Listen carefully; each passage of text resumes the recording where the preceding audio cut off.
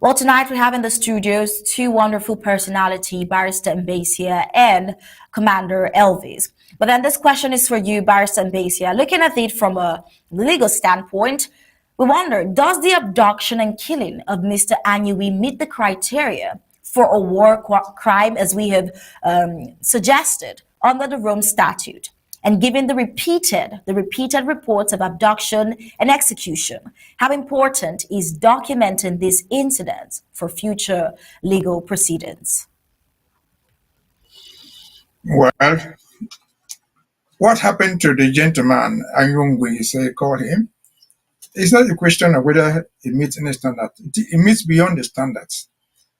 International human rights law, these are laws. The ICC law, these are human laws.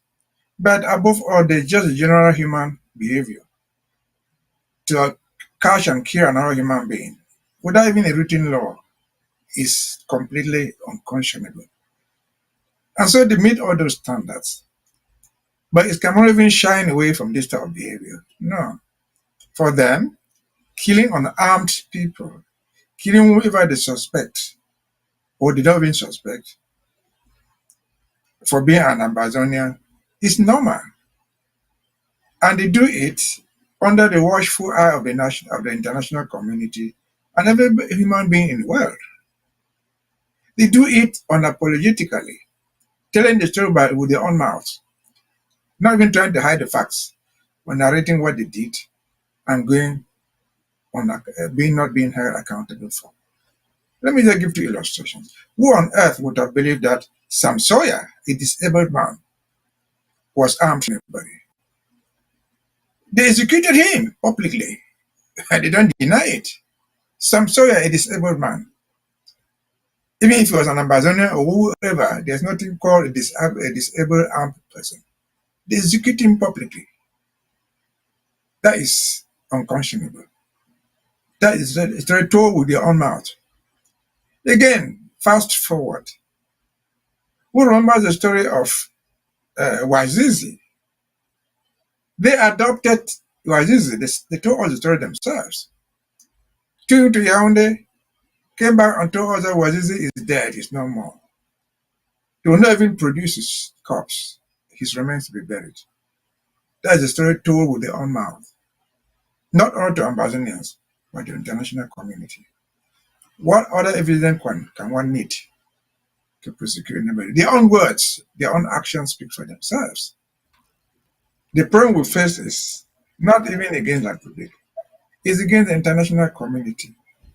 Why is the international community so silent? Why are ordinary human beings so silent against this outrageous behavior of any other human being in the world? People die. People could be killed by poisoning. Sometimes we call this slow death. But public executions anywhere else in the world without formal trial are illegal. They are unconscionable. Barrister Mbeseha, And so as you the have problem we face established, is sorry to cut you there, Barrister Mbeseha, but as you have established, it is not even in the question if this meets the war crime. Now, looking at it, would like you to get back to that, but quickly, do you think families of victims like Mr. Ayunwi have any legal recourse under international law? And still looking at what La Republic is right now, do you think the families have any legal recourse?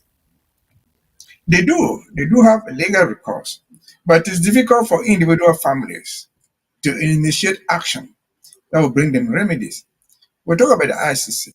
If this were to be tried in the ICC or any other constituted court, these family members should be able to constitute parties to it and claim damages for whatever thing happened to them.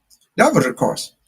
But again, it's absolutely difficult, if not impossible, for individual families, you, the widow, the child of a man like that, to initiate action and bring the perpetrators to justice. Beyond bringing them to justice and obtain reparation for what they did to you. They have a recourse, short and simple. But again, that recourse is better constructed within the structures of the system, which is what we are trying to do as the Ambazonian government. We've tried to file these cases at the ICC. Hopefully, if ever the ICC took action, these family members, we call them victims in general, can constitute civil claims for reparations. Can those people who killed them have money to pay them back if they were found guilty? Those individual soldiers who shot and killed these guys, their government, if they don't have money as individuals, their governments have money.